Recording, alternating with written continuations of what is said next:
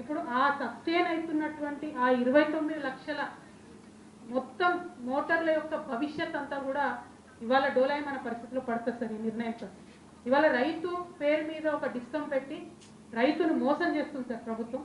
ఎందుకంటే 6 నెలలుగా ఇప్పుడు ఇందాక ప్రభుత్వం యొక్క ప్రతినిధి గారు చెప్పినట్టు 6 నెలలుగా ఈ ప్రాసెస్ జరుగుతున్నట్టయితే యావత్తు తెలంగాణలో ఉన్న రైతులకు మంచి చేసే పథకం అయితే ఒక పవర్ మినిస్టర్ గారు, ఒక వ్యవసాయ శాఖ మంత్రి గారు, ముఖ్యమంత్రి గారు రైతులతో చర్చించరాదా సార్?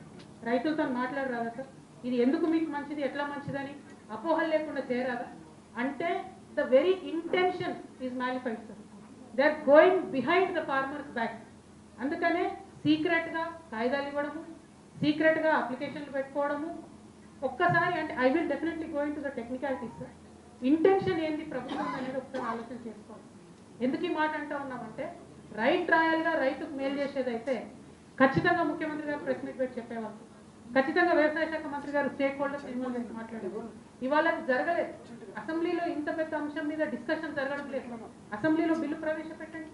ఎందుకు చేయడం లేదు మీరు? If you are committed, if you are serious, if you are not lying, why are you not discussing this in the assembly?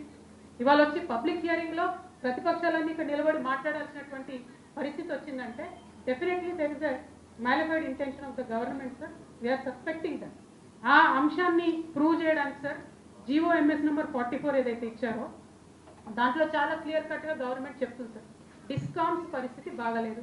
మనకున్న 2 డిస్కామ్లు, ఆ డిస్కామ్ల నుంచి మొత్తం రైతాంగానికి ఉచితంగా ఇచ్చేటటువంటి కరెంటు, లిఫ్ట్ ఇరిగేషన్ స్కీమ్స్ ఇచ్చేటటువంటి కరెంటు, వాటర్ సప్లై స్కీమ్స్ ఇచ్చేటటువంటి కరెంటు, సీవరేజ్, డ్రైనేజ్, హైదరాబాద్ సిటీలో ఉండేటటువంటి వాటర్కి ఇచ్చేటటువంటి కరెంటు, ఇవి మాత్రమే ప్రభుత్వం ఇచ్చేటటువంటి సబ్సిడీ. అది కాకుండా పేదవాళ్లకు, ఎస్సీ ఎస్టీలకు ఏదైతే 100 యూనిట్లలోపు ఫ్రీ ఇస్తామో దానికి ఒక 1700 కోట్లు అదొకటి ఉంటుంది. సో ఇవన్నిటినీ క్లబ్ చేసి తీసి ఒక కంపెనీ కింద రిజిస్టర్ చేస్తూ ఉన్నారు. ఇప్పుడు ఆ కంపెనీ పరిస్థితి ఎట్లా ఉంది?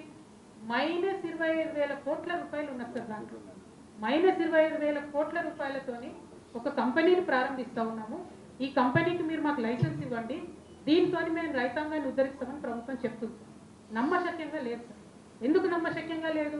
జనరల్గా గవర్నమెంట్ ఒక బాండ్ ఇచ్చినా, ఒక పేపర్ ఇచ్చినా ఎవరైనా సీరియస్గా తీసుకుంటారు. ఎందుకు నమ్ముతలేమంటే గత 2.5 సంవత్సరాల్లో ఈ ప్రభుత్వం యొక్క వైఖరి మీరు చూసినట్టయితే అడుగడుగున మోసమే జరిగింది సార్. రైతుకు అడుగడుగున మోసమే జరిగింది. భూమాత పేరుతోని మొత్తం అంతా కూడా సంపూర్ణంగా అప్పట్లో ధరణి బాగాలేదు, ఇప్పుడు భూమాత తెస్తామన్నారు. ఇంతవరకు ఆ భూమాత పేరు మారింది, కవర్ మారింది తప్పితే సిస్టమ్ మారలేదు.